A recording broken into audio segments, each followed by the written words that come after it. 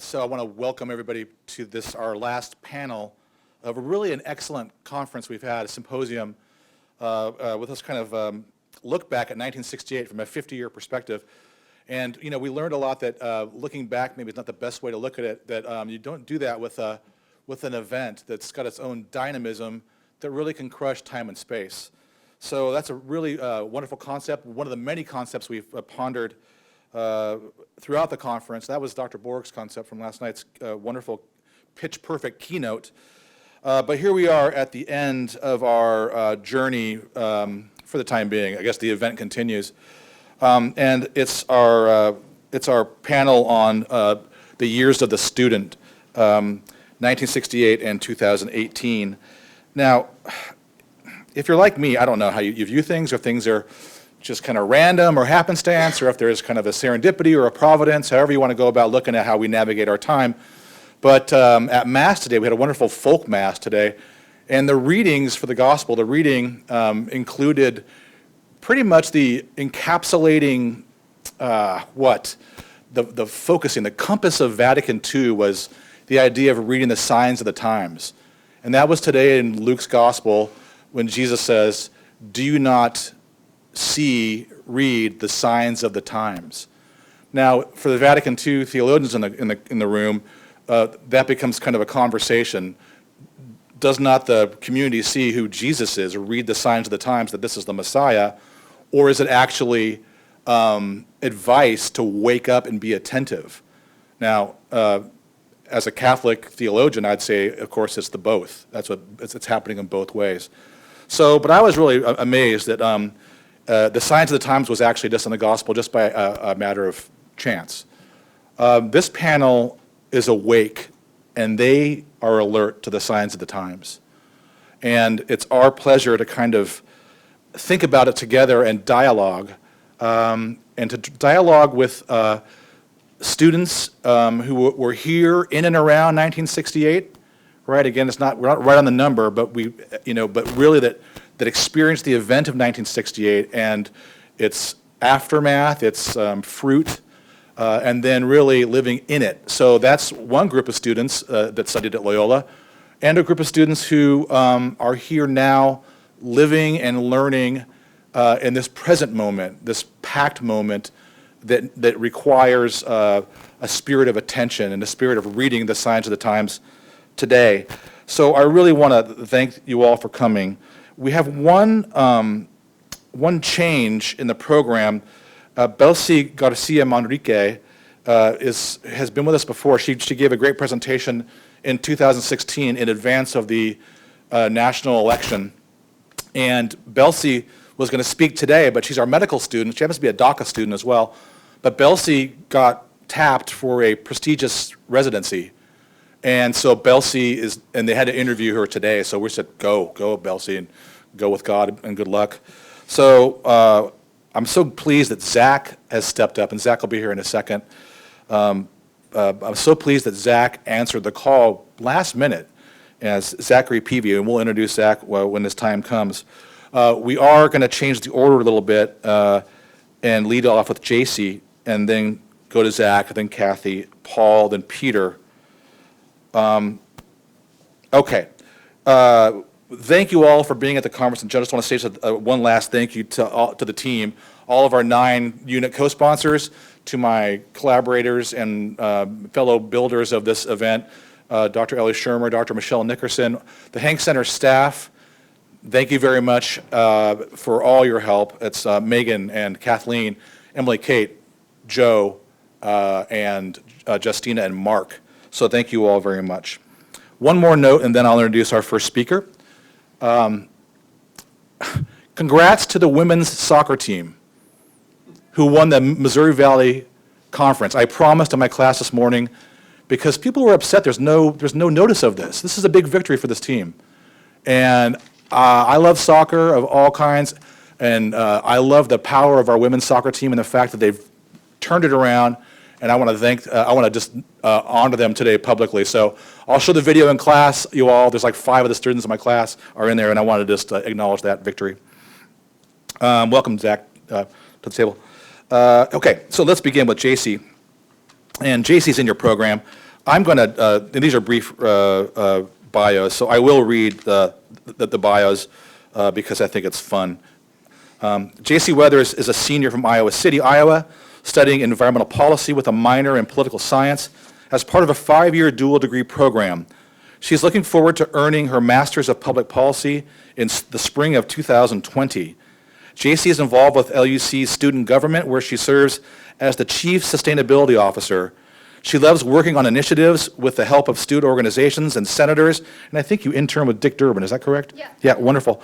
To make Loyola more sustainable, and has previously worked for other nonprofits as well, local and beyond, but really Illinois Environmental Council and the Sierra Club, Illinois chapter. So without further ado, let's welcome JC to the podium. Thanks, JC. Yeah. Yeah, okay. Make sure you speak into the mic because we're videoing, so bring that. You can even hold it if you have to. Okay. I think it's on. Okay. So thank you so much for having me. I'm really honored to be able to speak and share my experiences as a student here. And I feel like it's been a pretty eventful past few years, and it's led to a lot of learning and, yeah, just seeing how my peers are rallying together. And so I feel like that's kind of a common theme between 1968 and 2018, what we're experiencing now. So I just have a few points that I wanted to discuss, share a few stories. And so I think definitely, so in 2016, when President Trump was elected, as my field of study, a lot of my interests lie in like the more left wing parties politically, and so this was a pretty devastating loss personally, and the day after the election was actually my 20th birthday, so that was also like a very like bittersweet type of day. I just remember like going to class and seeing students crying. It was very quiet, no one was chatting before class started, which is pretty unusual at Loyola. I'm always chatting with my peers before class starts. So it was definitely like a noticeable tone set on that day. And even Chicago-wide, I was traveling on the L to my job downtown, and I just remember seeing people on the train.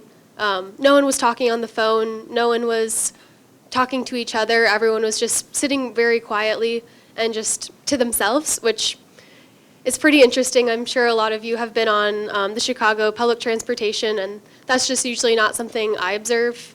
So that was, I just knew things were different, and this is kind of like the first time I was aware of something this politically, like a big shift in my life. So yeah, that was a really big event that happened while I was a sophomore at Loyola.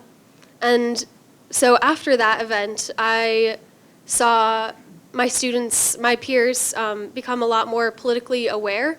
And so it was interesting to see different events that students were rallying around.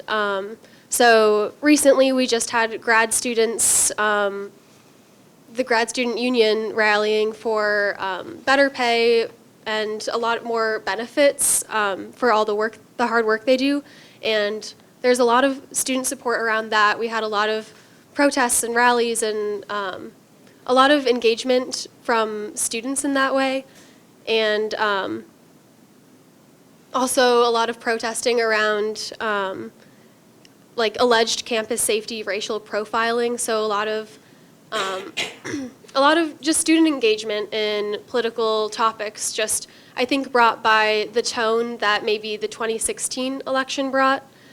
And most recently, there's been a huge push for student voter registration, and that's been an awesome thing to witness through my work with the student government here. I know that's a really big thing that's on our mind. We have like committees and students getting involved in multiple clubs, working with administration to get students registered, get students to the polls, and even to vote early. And I've witnessed a lot of my peers helping each other out to get to those polls. Multiple people volunteering to drive, students who live near them to the suburbs to get out and vote early. So I feel like while the times are very, it seems like there's something in the news every day, there's also a lot going on in our, like, at our school with young people right now. And so that's where I have a lot of hope, where I see my peers being politically engaged. They are leaning on each other and finding ways to make a difference in the Loyola community, and hopefully I think that will transfer to the like society at large someday, hopefully soon. And this seems kind of similar. I was talking with my aunt about this. She was actually a student in 1968 at University of Iowa, and she was telling me all the stories she had about this, and it was a great opportunity to talk to her about while I was preparing for this panel. And she was saying that the first time she was aware of like a political shift was when President Nixon was elected. While she wasn't very engaged politically at a young age, like maybe I have been exposed to, she said that this was a noticeable event in her life that made her realize that politics were a big part of her life and were going to be for the rest of her life too. She was also discussing that she trusted everything that was printed in the newspaper because why wouldn't you? And the media was not a topic that was like contested the way it is now. We have a lot of cable news channels, Twitter, like media coming at us in a 24-hour cycle. So it's really hard for us right now to parse through that information, and that can be overwhelming, and I'm interested to see how that will play out in the future. And so, yeah, that was something that we had a great discussion about, and I wanted to bring up. Another issue I wanted to touch on is the Me Too movement and the Brett Kavanaugh confirmation. So that all happened within the last few years, and while I was at Loyola, and this is another, I think these events were a little bit more disheartening to me as a woman, a young woman. I'm going into the workforce. I'm being put in rooms with like a lot of men, and that can be intimidating, and it's really interesting to see the way that like in industries such as like Hollywood, this is played out in a really dangerous way. And so it's just kind of alarming for me as a young woman to see the way that women are expected to stay silent about sexual harassment and sexual assault. And I know I have many personal friends who are victims, and it's really difficult to like watch them, watch our country talk about Dr. Ford's testimony and the bravery that she has. It's just hard to see my friends deal with their own stories. And yeah, I feel like we have made a lot of progress in the vein of feminism and sticking up for women's rights. But I know based on these events that we have a long way to go, and I'm totally in. I'm dedicated to furthering these efforts. And yeah, so I was talking about my aunt with this as well, and she said that she was in college. She graduated just before she felt like the second wave feminism come through, but she did say that her junior year of college was the first time she was allowed to wear pants to school, which is very interesting to me. I hadn't even thought of that, and I wear pants every day, and it's like really interesting to know that I have so many more rights and like so many more privileges, and I can a lot more freedom based on what she went through. And yeah, so we've come a long way, but I really think that there's a lot more we can do, and I'm really looking forward to using my leverage from where we are now and to help to like hold the door open for women of color and the LGBTQ plus community, because I know this is a community that needs feminism and needs this help as well. And it's not just white women like myself. So yeah, I just think that I'm not sure how this will play out, and I'm hopeful, but it's still alarming to see men in power move up and continue to prosper while women are facing some pretty severe consequences. So that's what it's like to be a student in my perspective. Those are some experiences I've had.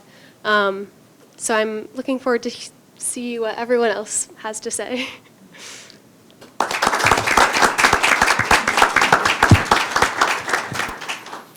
Thank you, JC. Thank you very much.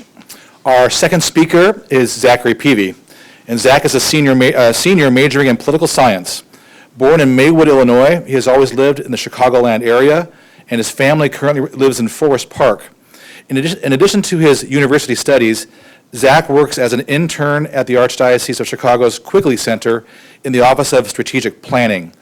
Zachary is interested in the political system of America and how it may evolve to accommodate a public armed with greater information and avenues of dialogue unavailable to previous generations in our nation's history. Please join me in welcoming Zach to the table. Thank you, Zach.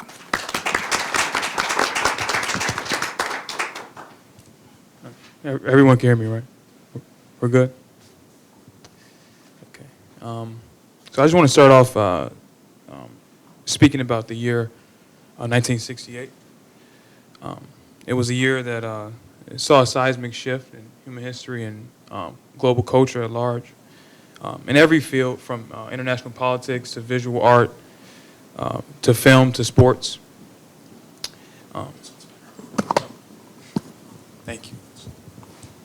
Breakthroughs and this is way better. Oh. Thank you, I appreciate it. It could always be better, right? Breakthroughs in science and technology, even religion, spirituality, and how we related to it changed as well. And these were changes that we can still feel today. They reverberated around the globe, but even to this day, we still feel the ripples from the year of 1968. Musicians were changing how we perceived music and its importance and what it could sound like. Young people who felt disaffected from the Judeo-Christian ethic of their parents started to seek inspiration from the East. Minority groups in America that I always felt disenfranchised or disadvantaged begin to have a confidence in themselves and their cultures and begin to have a greater voice politically, socially, economically. Uprisings in France, Ireland, Brazil, Warsaw, Prague, Oakland, even Washington, D.C., allowed people who didn't know how the young or the rebellious or the oppressed, the marginalized, people who didn't know how they felt, these uprisings allowed them to have a window into how the other side lived. But despite some of these positive changes, 1968 was also a year that saw a lot of negative things happen.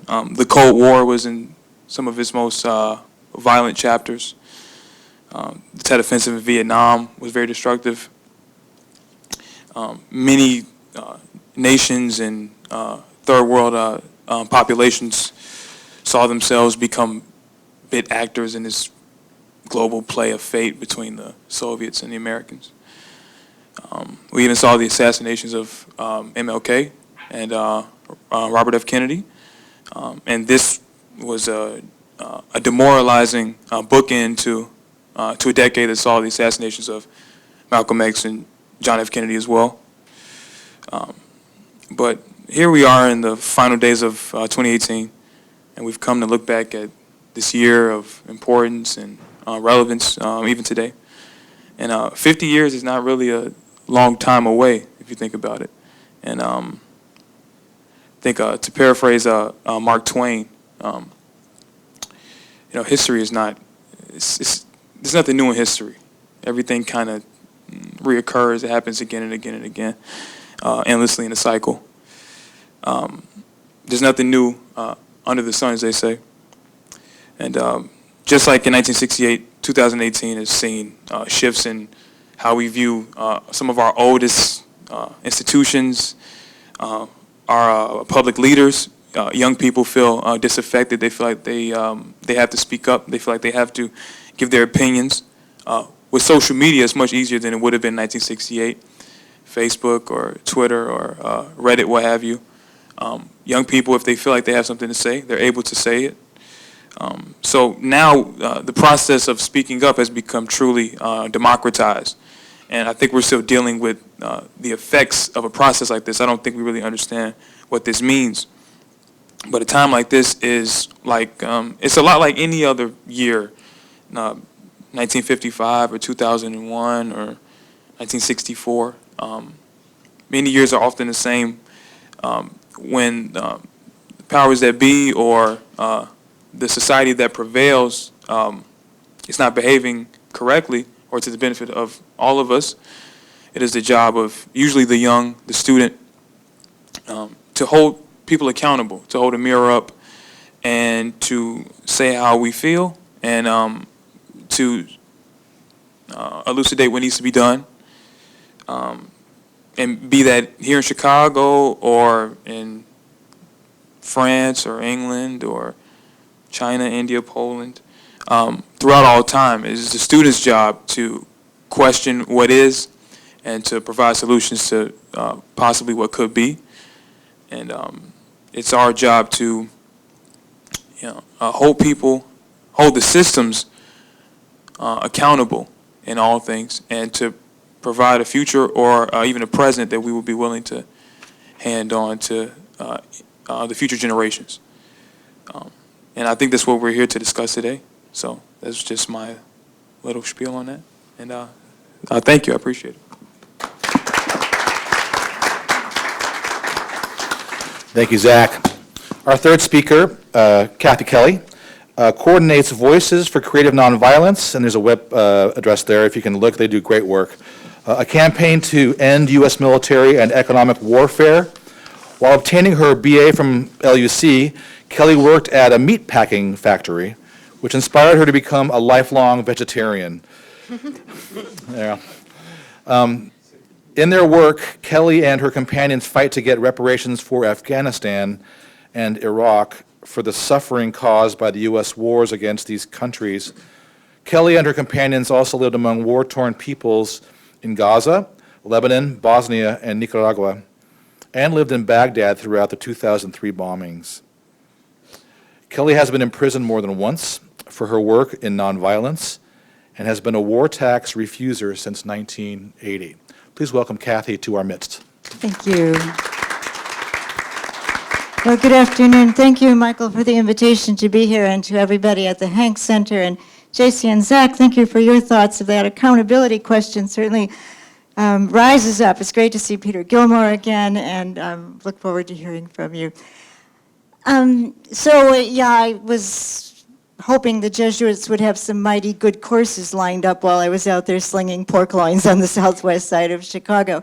And that's where I grew up, and I did come here to good courses and many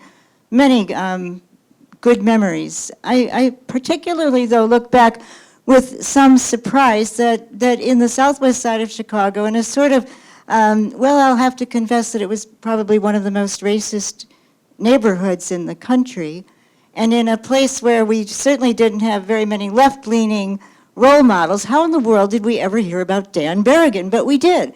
In our little tiny high school classrooms, we went half-day Catholic, half-day public. We had Mass in the morning and riots in the afternoon. It was a tumultuous time, but we did hear about Dan Berrigan, and I was mighty curious. This Jesuit priest, he was the first Jesuit priest to be arrested at a war protest. He'd taken his students at Cornell down to Washington, D.C., and they all got arrested with him. And then in May of 1968, they took draft cards out to a parking lot. Now, students I was sitting in classrooms with were possibly going to be drafted to go to Vietnam. So we were very keyed into this, and the media was stunned by it. They put the draft cards in the parking lot, had made homemade napalm.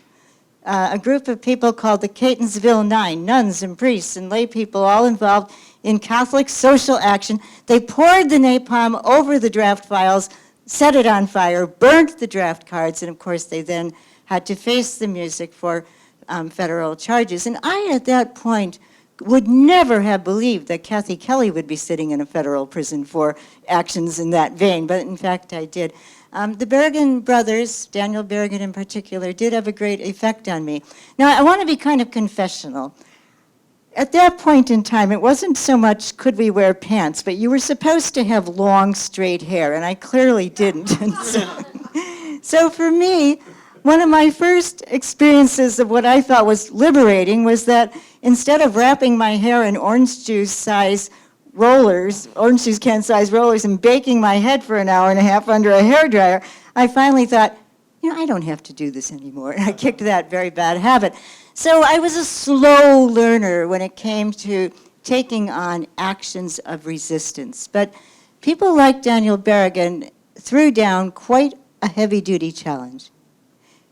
Because Dan Berrigan said one of the reasons we don't have peace in our world, and believe me, at the end of the Vietnam War, nobody on this campus, I don't think, was saying, gee, let's do that again. People were ready for a time without war. But it couldn't happen because, as it happens with every war, more and more money was being poured into the coffers of the military, and there was a very concerted effort to overcome the so-called Vietnam syndrome and figure out ways to better market wars. And so the war makers were still hard at work. And there were riots in Chicago that were terrible, and neighborhoods were destroyed. But even to this day, those neighborhoods haven't yet been rebuilt. Instead, the United States assiduously built prison after prison after prison. The prison industrial complex took hold, took a very strong grip on this country, and it'll be extraordinarily difficult ever to take it apart. And we see the collateral consequences of the prison industrial complex in neighborhoods in Chicago: broken families, stigmas, disenfranchisement, unemployment. So that goes on. But what Daniel Berrigan said is that one of the reasons we don't have peace is because the peacemakers, by and large, haven't been willing to pay a significant price. Now, that's a hard challenge. But, if people go off to war, and quite often they're our youngest people, right? They don't very often get a chance to say, well, the wife and kids didn't like it, or I'm on a career path, or it's not a convenient time. It's off they go, trained and traumatized to be involved in killing. But very often the peacemakers can kind of say, well, we're not going to put our lives on the line. And Dan Berrigan challenged us to do this. So after I'd spent a year in prison myself for the, quote, crime of planting corn on top of nuclear missile silo sites, I don't know why I don't go out and do it more often, and had become a war tax refuser, I did feel a stirring to try to pay a higher price, I suppose. And so when a call was put out to join a peace team that would go to Iraq and be part of a group that would be an unarmed witness and say, don't send the people with weapons and don't send your aerial bombardments. Send people that are dedicated to trying to extend a hand of friendship and learn how to live together. So it was a very, very idealistic gathering of 88 people in the middle of the deserts of Iraq.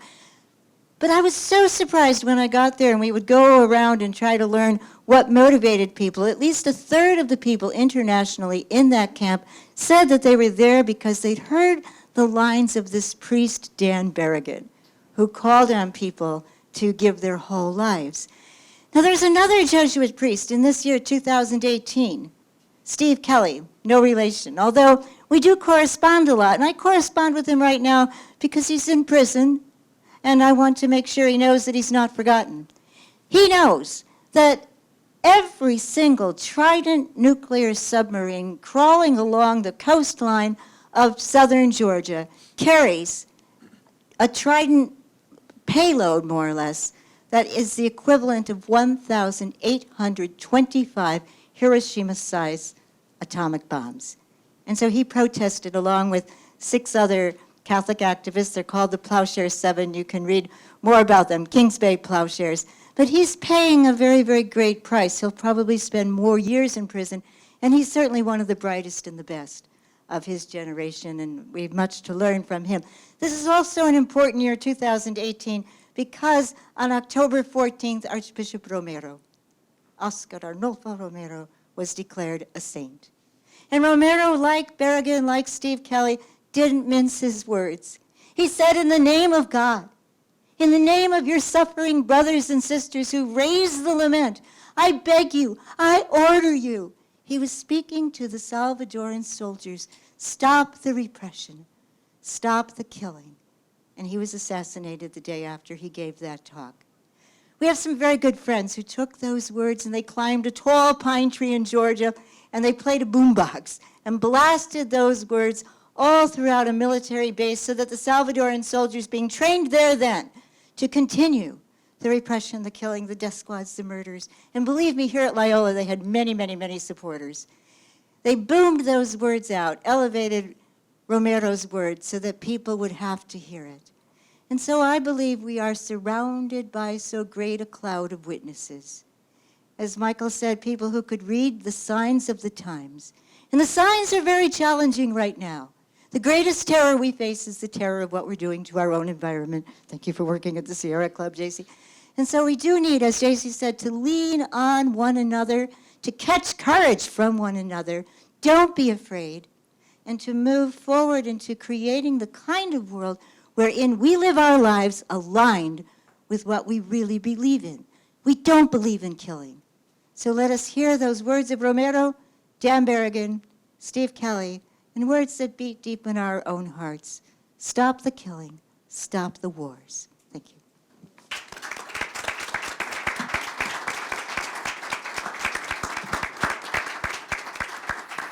Kathy, thank you very, very much for that. Appreciate it. I'm just remembering before I move on, I was in the middle of inviting Tobias Wolff, the great American writer, to our conference next fall. And he'll be here, and he's an old friend from California. And I said, Tobias, I got to write you tomorrow because we're doing this Berrigan week, and I'm just buried. And he said, he wrote back, I knew Dan Berrigan a little bit, and he knew Jerry Berrigan and Jerry's wife, is it Carol, from Syracuse, they were in the same church in Syracuse.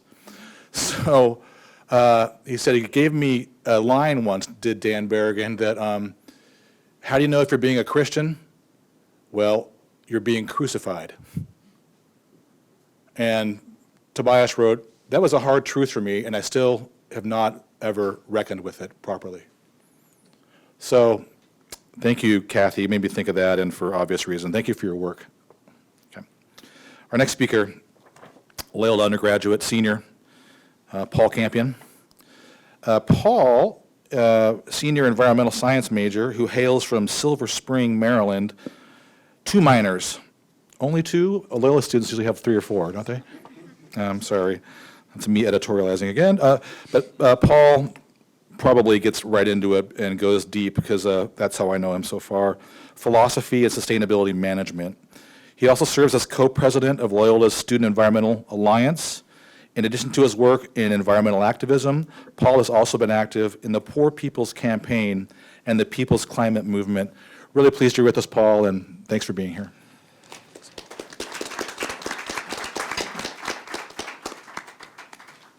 I've got some photos.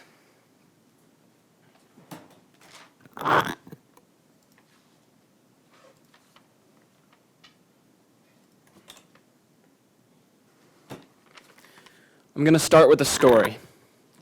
This is a photo of myself, my younger brother on the right, and my cousin Will in Duck, North Carolina, building the biggest sandcastle in the world. Or so we thought. Every year, growing up, my grandparents would gather our huge, beautiful family for a week at the Outer Banks in Duck, North Carolina for family fun and incredible memories.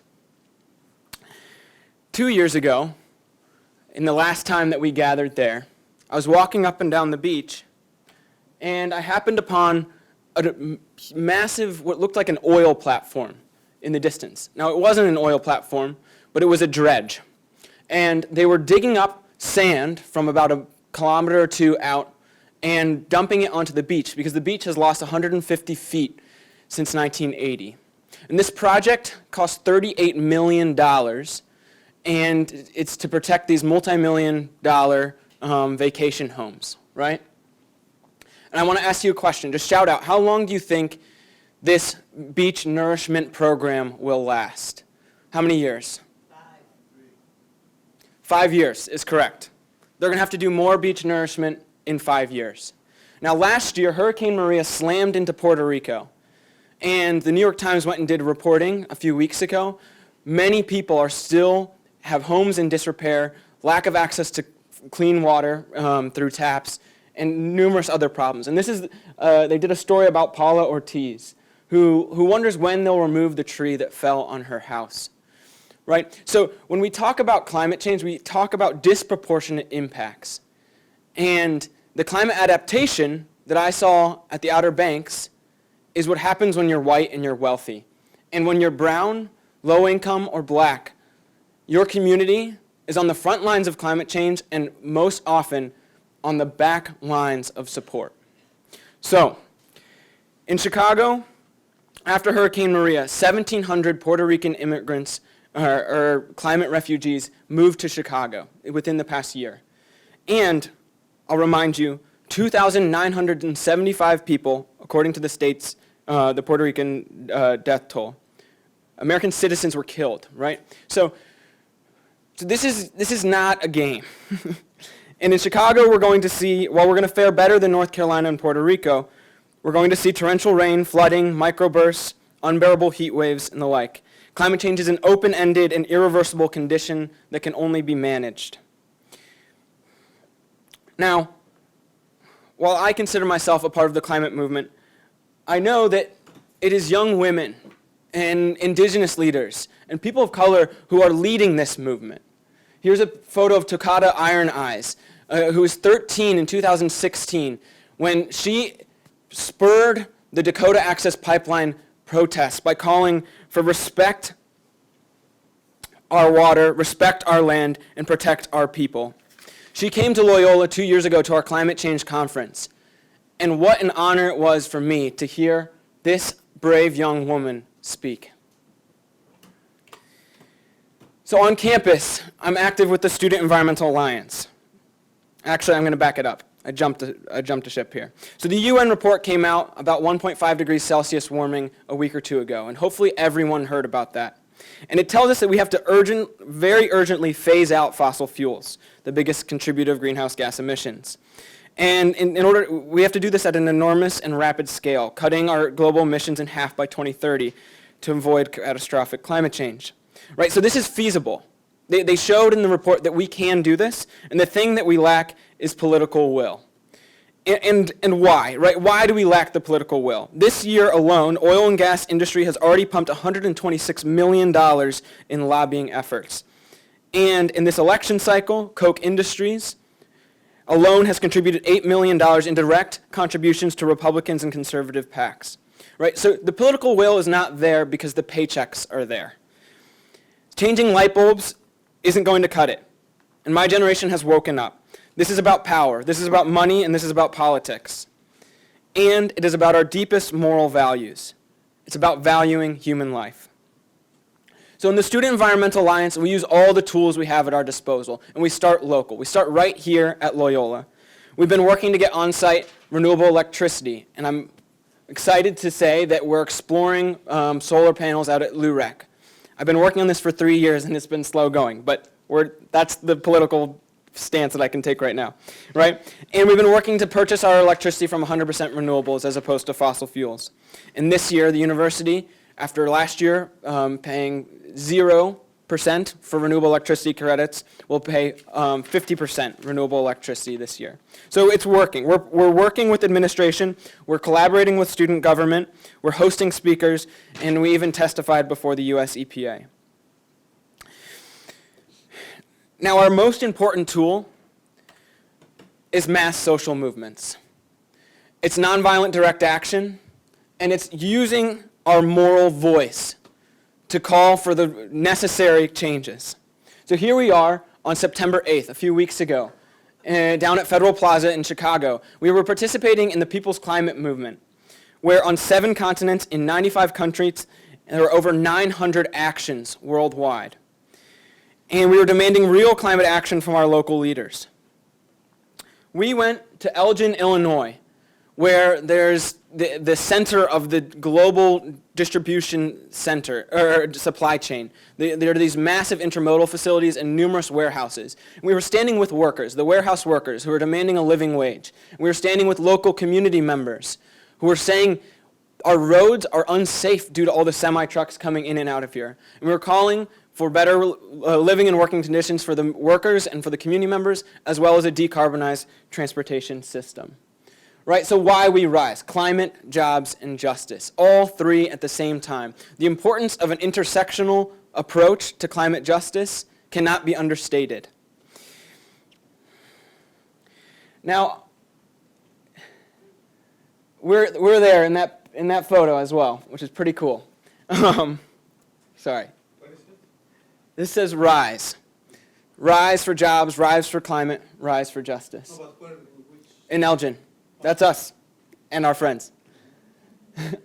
Right, so, but what's the spiritual transformation that we need, and what's happening, right? So here's my family, right? And I think the spiritual transformation is understanding that we are all family. And it's underway.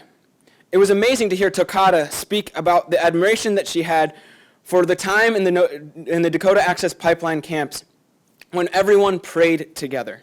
And Pope Francis calls us for an integrated ecology in which we become aware of and value the interconnected and interdependent web of relationships that we have with others and the earth. And communities are connecting with each other in new ways, bound by our common humanity and our shared home. This wonderful ball of life hurtling through space. So here I am in the red, with people from all over the world. And this is at Morocco in the United Nations Framework Convention on Climate Change meeting. And this was 2 days after Donald Trump was elected president. And this is while the Dakota Access Pipeline protests were heating up. And these are leaders from across the world who came together to have a prayer ceremony led by indigenous leaders in solidarity with the protesters in Dakota. It's happening. And it's working. Here's Stephen Kane, the Kinder Morgan CEO. The climate movement effort is much more intense. There's more opposition, it's more organized, and the tactics have evolved. They have become extraordinarily adept at finding those places, both in courts and the regulatory process, to stop this up. What a compliment. Kinder Morgan's building that pipeline through the West Coast and California and Canada right now. And the editor of the Pipeline and Gas Journal says, the anti-fossil fuel movement is the #1 challenge threatening our industry. I think he made a typo and meant to say saving our communities. So how can you get involved? How can you join this movement? How can you be bold? 21 youth are suing the federal government as we speak. For 50 years, the U.S. government has known of the consequences of global carbon dioxide emissions, but has funded and colluded with the fossil fuel industry to continue the destructive practices of fossil fuel extraction. And we're saying, that you, our government, have not been protecting our fundamental rights to life, liberty, and property that are enshrined in our Constitution. And they go to full trial on Monday in Oregon at the federal court. And they are asking that you stand in solidarity with them. In all 50 states, there will be rallies of solidarity and support at federal courthouses. And on Monday at noon, at the Dirksen Federal Building downtown, will be Illinois' rally. It'd be great to see many of you there. So join the movement. Here's Eric, one of our amazing members of the Student Environmental Alliance. And he was with us on September 8th. Be like Eric. Show up. Be bold, be loud, vote. Be the change, and the good things will come.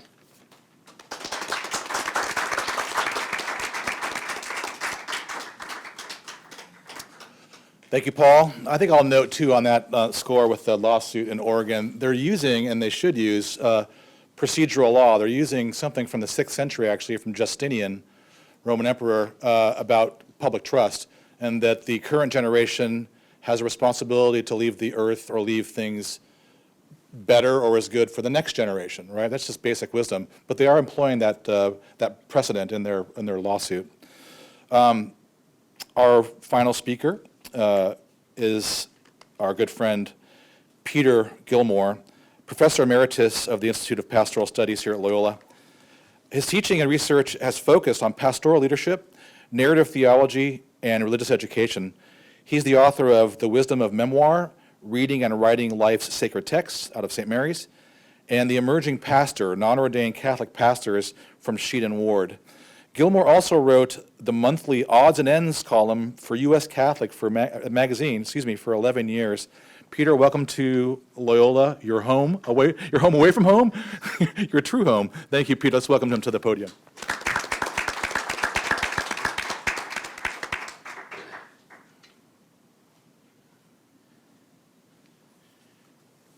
Thank you, Michael, and thank you all for being here. And thank you, Michael, for mentioning my book, The Wisdom of Memoir, whose subtitle is Reading and Writing Life's Sacred Texts. That's not a commercial for the book. That's just articulating the obvious from this panel.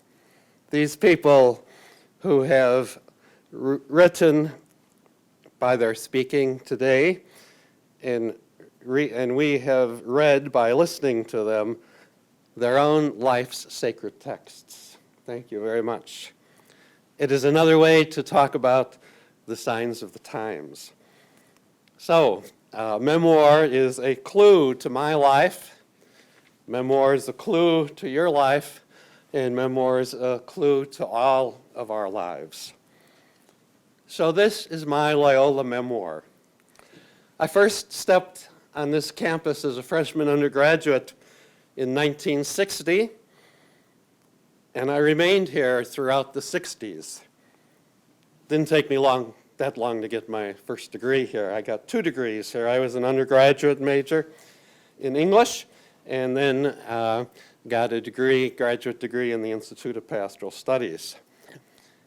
And here at Loyola, as well as universities around the world, the humanities curriculum particularly changed during this decade of the 60s from what I call a systematic-based to an episodic-based epistemology.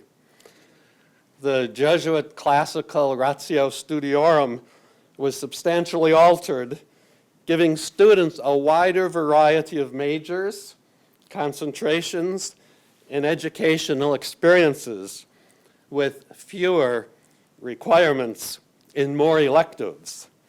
Teach-ins, those spontaneous non-credit experiences on topics of relevance not covered by the explicit curriculum, became commonplace.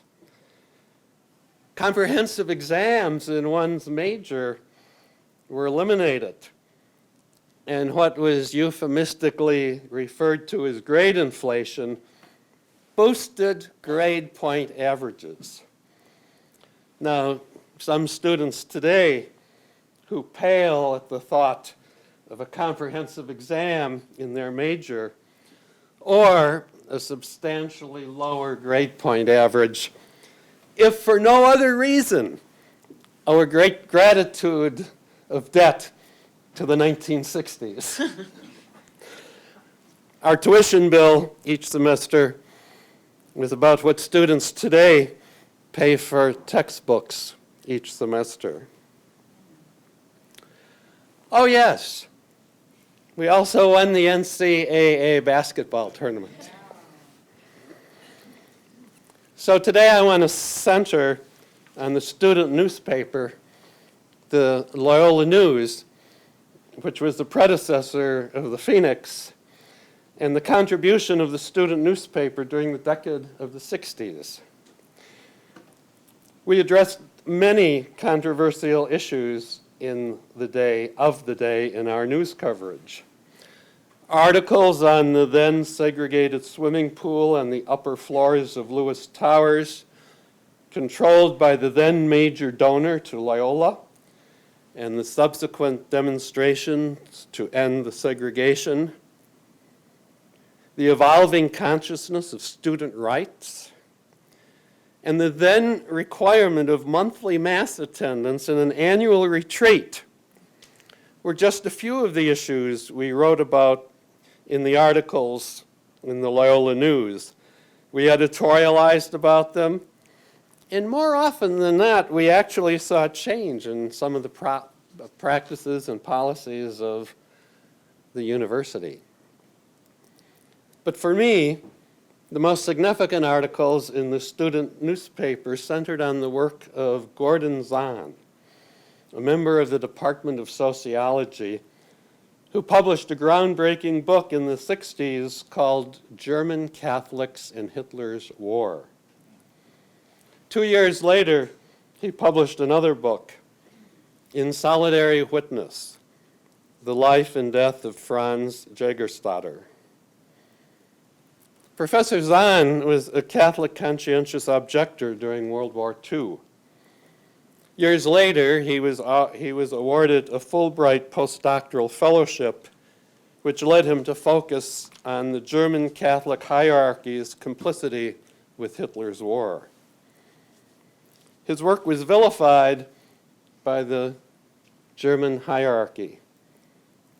Loyola's student newspaper ran a review of Zahn's book, German Catholics in Hitler's War, written by history professor Raymond Schmant, who noted, quote, "Where better than in a Catholic university should that concern be manifest and discussed without fear of censorship?"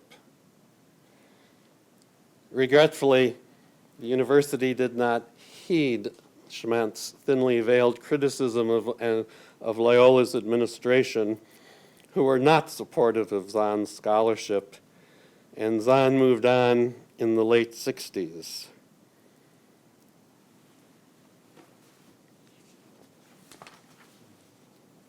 Loyola students learned through the Loyola News coverage of Zahn's work that the German Catholic hierarchy did not recognize the primacy of conscience among their country's faithful in regards to conscientious objection, and subsequently went to extreme lengths to discredit scholarly research into its own jingoism.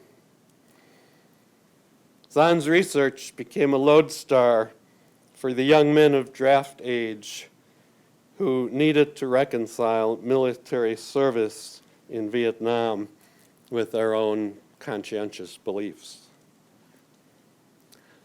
Let me also highlight another faculty member from the 1960s, John L. Mackenzie, then a Jesuit priest who was a groundbreaking scripture scholar.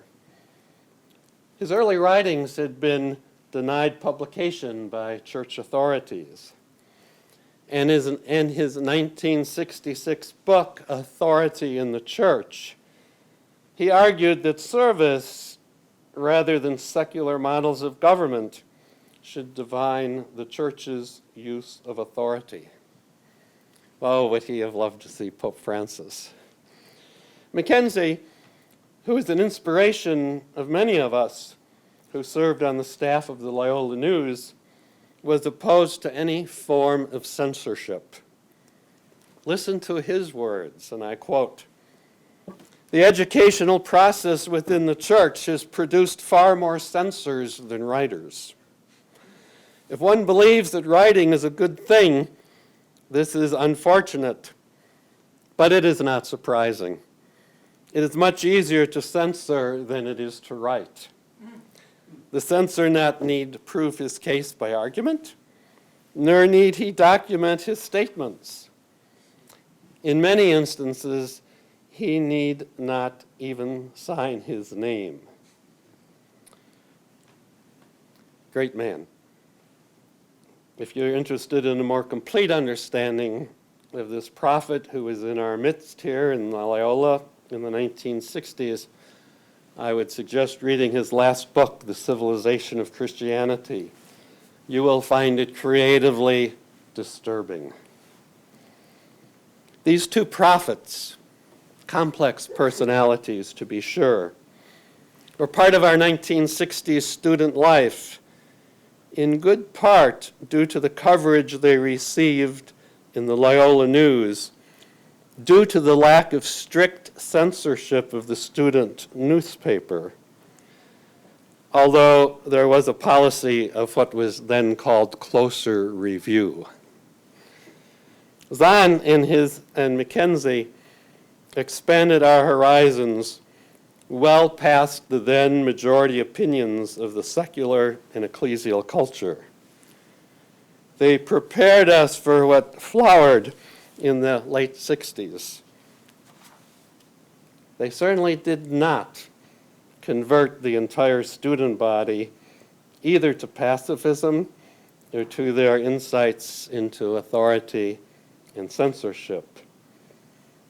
But they did introduce us to some of the issues of the day still relevant in today's world. Among them, the importance of critical reflection on the complex and contentious issues surrounding the just war theory, the use and misuse of authority, both in government and religion, and the importance of an informed, educated conscience critical to leading a life of integrity. Their significant work lives on in the articles and books they penned during their academic careers. They may be footnotes today in contemporary scholarship and student research papers, but in our day they were headlines. So too, I should mention, were a small cadre of faculty members who emerged in the late 1960s who learned about what it took to be, for particularly a Catholic student, to become a conscientious objector, and offered draft counseling here on this campus to people who were caught between the dilemma of conscription and conscientious objection. So in summary, today, as some designated leaders of this nation, the world, and the Catholic Church facilitate moral bankruptcy, might it be wise to return to these professors' work from a previous generation? Might the wars in Iraq and Afghanistan, led by this nation, have been otherwise? Might the sexual abuse cover-up within the church have been otherwise? Might the mantra of fake news, now being seen as a more subtle but still effective form of censorship? Let's listen carefully and think about such matters today. So, you can see from the panel here today, from my own memoir of life at Loyola in the 1960s, and all of our lives together, you can see the subtitle of my book, Reading and Writing Life's Sacred Experiences, is so important to me. Thank you.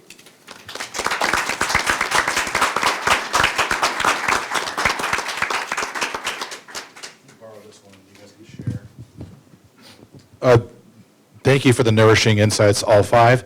Kathy is in high demand today and has to go to Milwaukee in brief order. But so is there a question or a comment on Kathy's, you have time for one quick response, Kathy? Yeah, great. Does anybody have a thought they want to, or question to ask Kathy, or a response to what she had to say in particular? And if you don't, Kathy, do you want to follow up with anything you might have heard that moved in you?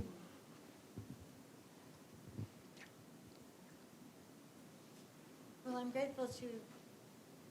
Is it on?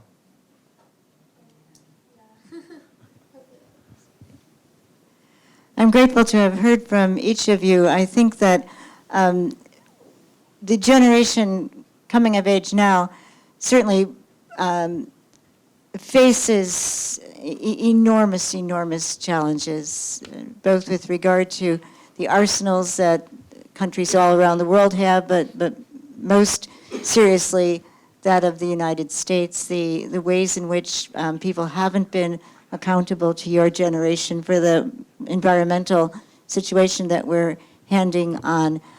I'm going up to Milwaukee tonight to talk about Yemen, and it's yet another war that's being started. We're now in 7 major wars all around the world. And I think about people in Yemen who've meant us no harm, but who are now facing the reality that in their country, 14 million people are on the verge of famine. I mean, collectively, that would be the entire populations of Los Angeles, New York, Chicago.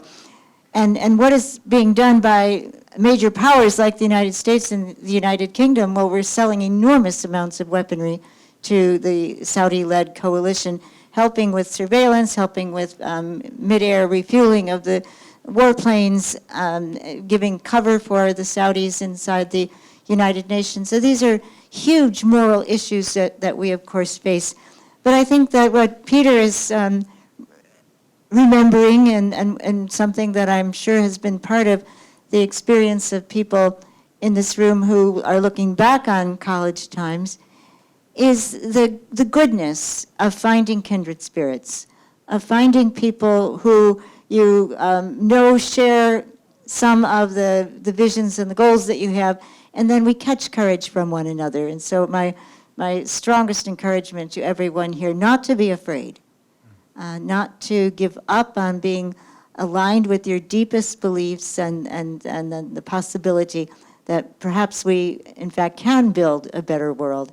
And that even though, it might sometimes seem as though you're a bit isolated in this world today, we're a small fraction, a tiny fraction of the world's population. What are we, at 6% of the world's population?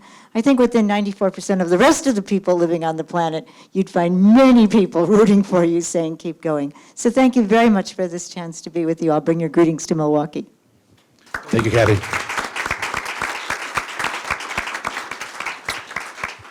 We keep it open here. Anybody have a comment or a question? Yeah, over here to Dr. Shermer.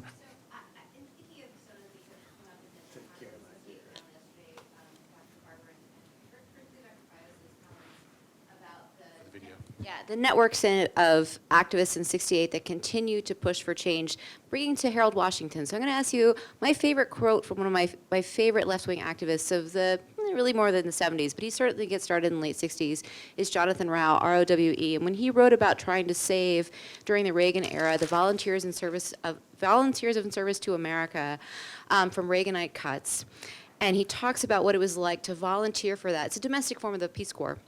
And the struggles that he put on in the community action programs to just get the heat turned on in a devastatingly cold, brutal winter in Harlem, and to bring a landlord who was really just profiting off of African Americans in Harlem to justice. And he says, that's when I lost my childhood, that I realized that the revolution was exhilarating. Joining VISTA was exhilarating. Being out on a protest was exhilarating. Running the state was something else, meaning actually creating that kind of change. So I'm wondering, and I didn't want to just sort of signal this out to Kelly, but what did you do, Peter, if I may, use your first name, what did you do to actually do that effective change into taking that sort of forward, and how you saw yourself taking that exhilaration of protest and turning into policy, like those who eventually would come together in Chicago to help elect Harold Washington? And then how, students, do you feel yourself once you graduate? Because some of you are on the precipice. How are you going to be that active change and take the energy and enthusiasm we gain from collectively gathering together to protest and turn it into something more?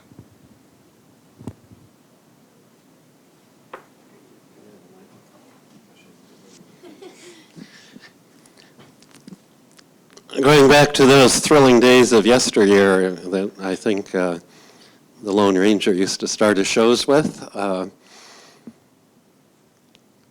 remember one of the real formational experiences of my life in the 1960s was marching with Dr. Martin Luther King here in Chicago. thousands upon thousands of people, myself included, were down at Soldier Field and heard him speak at Soldier Field. And then he led a march to City Hall, which was probably 3 or 4 miles on a wonderful hot summer day. And the march was focused on open housing. In marching with Dr. King once in my life, and being with thousands upon thousands and thousands of other people in Chicago, that, as I believe Dr. King said, was the most racially segregated city in America, or something close to it. It was quite a formational experience in my own personal life. Perhaps unsurprisingly, many of my own what did I do kind of things was write a lot of articles about these things, not only in the Loyola News when I was a student here, but afterwards there was a magazine published by the Claretians called Today magazine, which had as its masthead title National Catholic Magazine. And I would write articles about things that I thought were important. One of them was a feature article on John L. Mackenzie, actually. That's what I quoted from, to be perfectly honest with you, but it's his quote. I found it when I was going through some of my files recently in preparation for this talk. There was a group of students here who started what was called CALM, C-A-L-M, Chicago Action Lay Movement was what CALM stood for.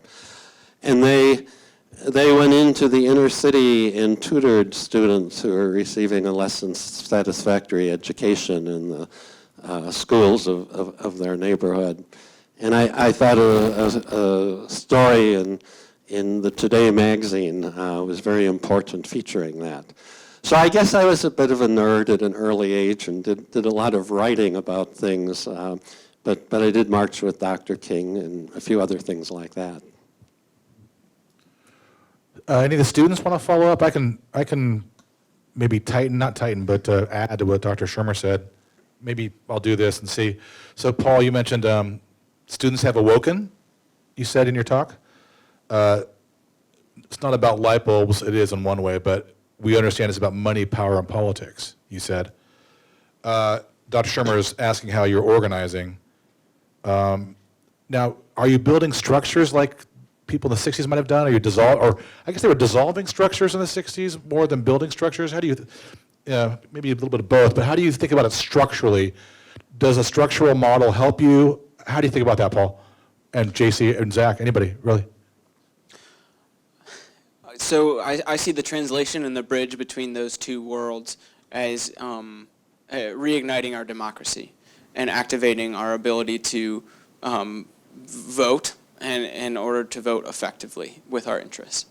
So the Sunrise Movement, I want to give them a big shout out because they've mobilized, and it's young people like myself who have led, and over 1,200 different candidates up and down the ballot this midterm election season have taken the No Fossil Fuel Money pledge due to the pressure of people like myself showing up and banging on their doors and saying, hey, sign this and stop taking money from the oil, gas, and coal industry.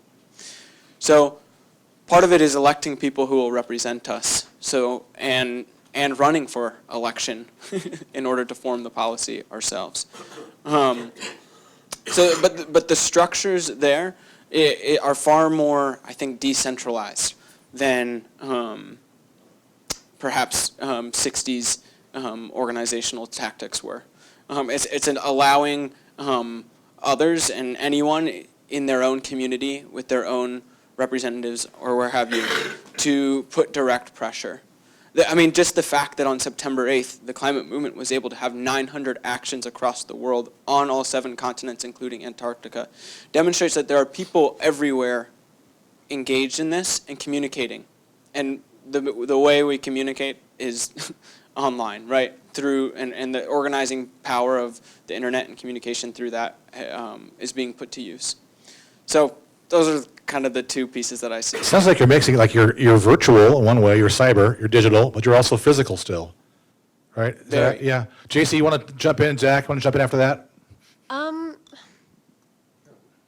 Okay. Yeah, I totally agree with everything Paul's saying. I think it's a lot about showing up, holding your peers accountable, and keeping everyone engaged. And I think it's a lot about engaging in coalitions that already exist, but maybe shifting the power dynamic to where local community groups lead their own initiatives with the support from other groups rather than one centralized like NGO coming into a community and saying, okay, this is what needs to happen and this is what's going to happen.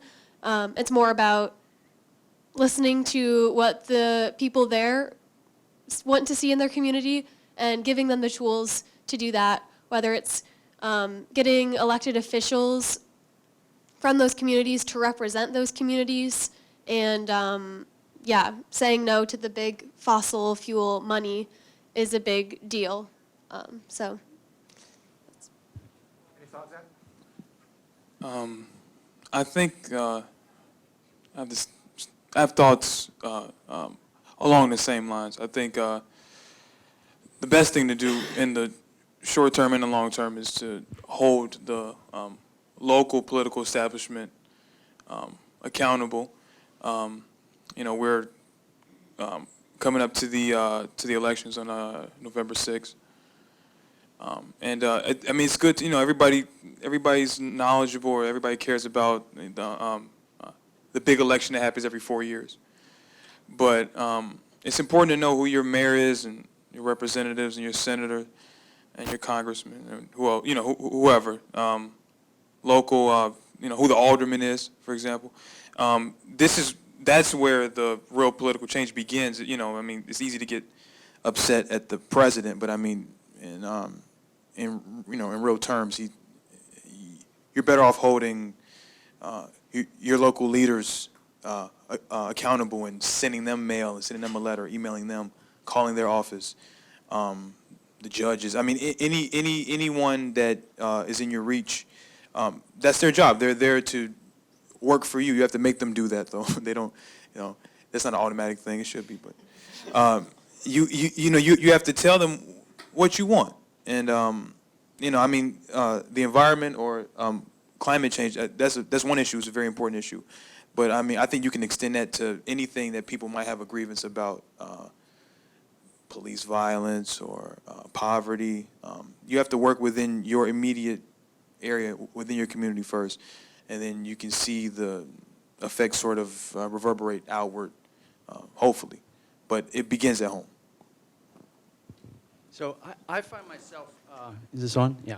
I find myself wondering after several days now about the students at the front of the room, students in the audience, of what you all think when you hear all this talk about 1968. There was some graffiti in France earlier this year that said, "Forget 68, fight now." So do you see analogies? Do you see, this is ancient history, what does this have to do with us? Do you feel that there's voices that say, oh, well, it used to be really intense back in the day, and so you guys need to step up? What are your reactions? I'm kind of asking students to be honest, like what's going through your mind as you listen to these talks? Because I was trying to put myself in your shoes, hearing these historical talks about 1968, and I don't know myself, like what's going through your minds when you hear all these references to this other time of intense activism. The history of revolution and protest is not taught. So for us, or for me personally, it's incredibly refreshing and inspiring. So I was able to participate in the Poor People's Campaign in May, and that was 6 weeks of action in 30 different states. And on the first day, we showed up in Lansing, Michigan, and stood outside the Capitol and had a rally. And then we shut down the traffic in front of the Capitol, right? Civic, direct action. And in the build-up to that moment, learning about the Poor People's Campaign of '68 was incredibly influential and inspiring. This past summer, I went to the American History Museum in D.C., my hometown, and there was a whole exhibit about Resurrection City. Never before in my history book had Resurrection City come up, where at the culmination of the Poor People's Campaign, in the first time that really justice movements were so intersectional and representative of so many different interests, having American Indians and Chicano people, and these are the terms at the time, right, and blacks all organizing together for fundamental economic change was incredibly powerful. And of course, Resurrection City went on a month after Dr. King was shot. So the tone was shifted with that. But to set up a physical structure in the heart of power on the mall in D.C., amazing. And at the People's Summit where I was at 2 years ago, there was reading by actors and actresses of Howard Zinn and many others who had written throughout time.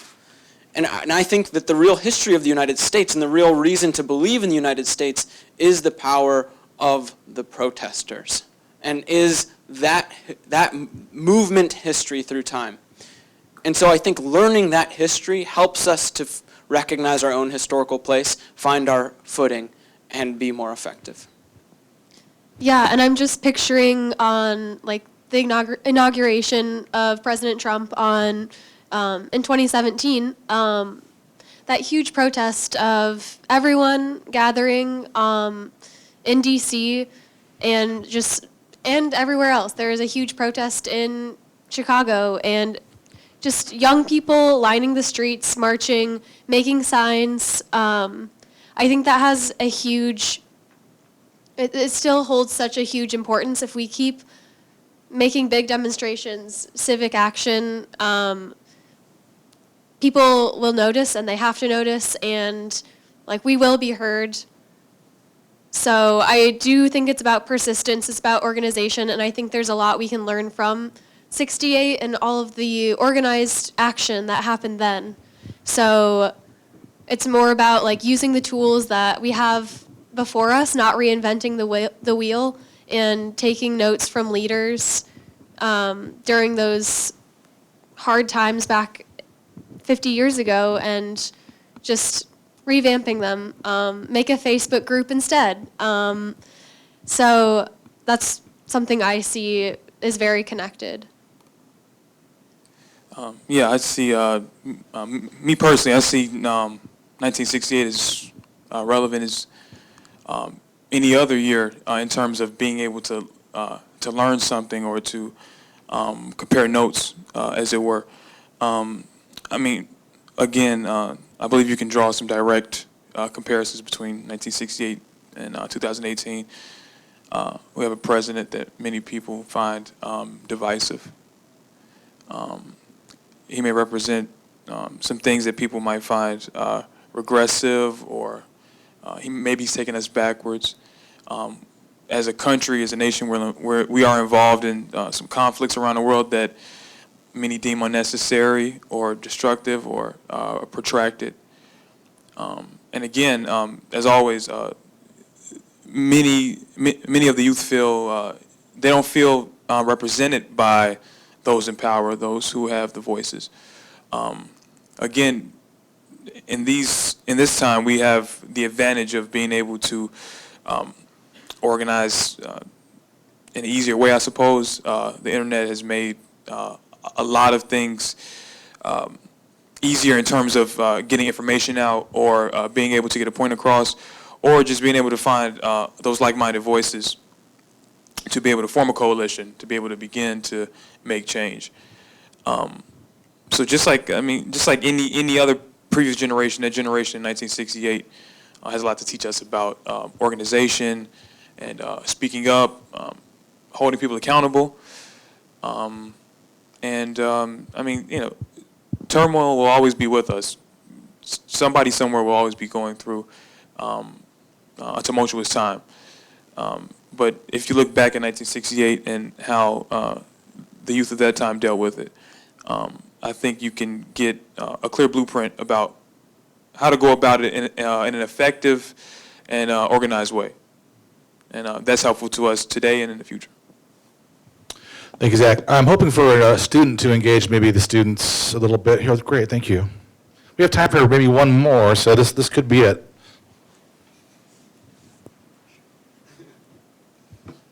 So I have sort of like a different takeaway from what I've heard from all of these talks about 1968, and what really like resonated with me was the thought of like 1968 as a failure, and the fact that there were people on the streets, but not a great deal of like tangible change that I can point to that those protests necessarily led to. And like particularly with Dr. Borg's talk, he talked about like perhaps the era of mass protest being effective might have ended. So I guess like how do y'all engage with the fact that there's a lot of engagement, there are people in the street, but there also appears to be institutions that can weather that engagement. They can weather the fact there are people protesting, they can weather the fact there are people on the street, and change doesn't appear to really be coming out of that. Like we've had 3 women's marches. What's the policy that's come out of that? So I guess, yes, I'm aware that's a little bit pessimistic coming from my perspective, but like how do you engage with the fact that institutions appear to be able to weather protest?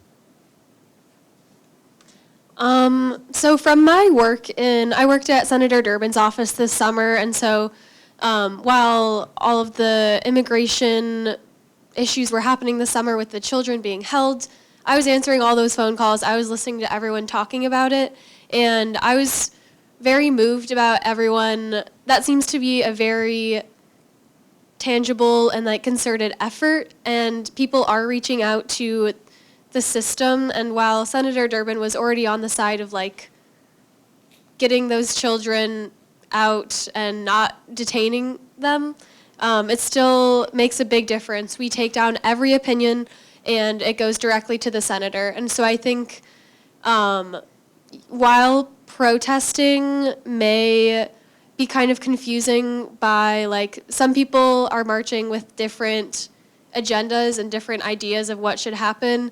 I know a big criticism of like the women's marches are like, it seems like it's for white women and it's not very inclusive, and it's not, it doesn't really take into account the intersectionality.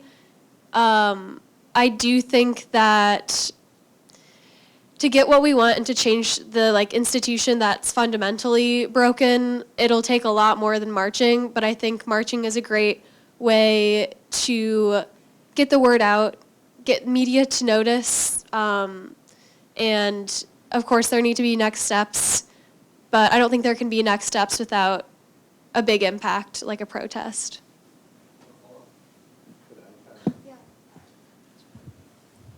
I was just thinking about a very concrete example with the anti-war protests of the late 60s and early 70s.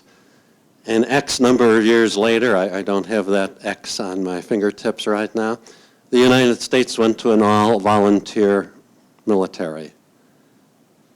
People were protesting the Vietnam War. But did they really have their minds set on an all-volunteer army and military? I don't think many of them did. But nonetheless, that was, to my way of thinking, unintended positive consequence of the protests of the 1960s. So sometimes the actual focal point of protest looks in the short term like it's a failure. But looking at it from a longer time perspective and looking at other things, I think we sometimes see signs of success that we never even imagined. And now, maybe as people are protesting warfare today, I mean, yeah, maybe we'll come to that ideal moment where we don't even have a volunteer military. I don't think that's going to happen in my lifetime, and perhaps not your lifetime. But, you know, there's a place for idealism. Thank you. A quick word, Paul, please, speak your mind. So many fossil fuel companies hire private intelligence firms to track activist movements, and they were employing very aggressive tactics against the water protectors in North Dakota. So while it's easy to look at a protest and say that didn't result in policy change, it is the fossil fuel executives, for example, the powers at B that know that a shifted moral framework and a shifted consciousness that protests do result in is a threat to them, and a really important threat at that.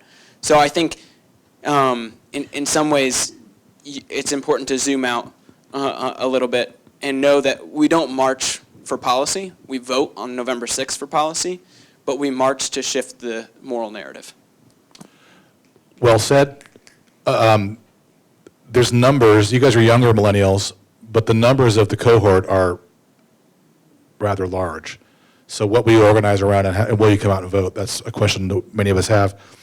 I like to finish everything with a question. There is a song that came out, Burt Bacharach and Hal David, I think 1967, What the World Needs Now. Would you mind going down the line, starting with you, Paul, put you on the spot? What the world needs now is fill in the blank. You can't think too much about this, come on. Yeah, I know. We need love.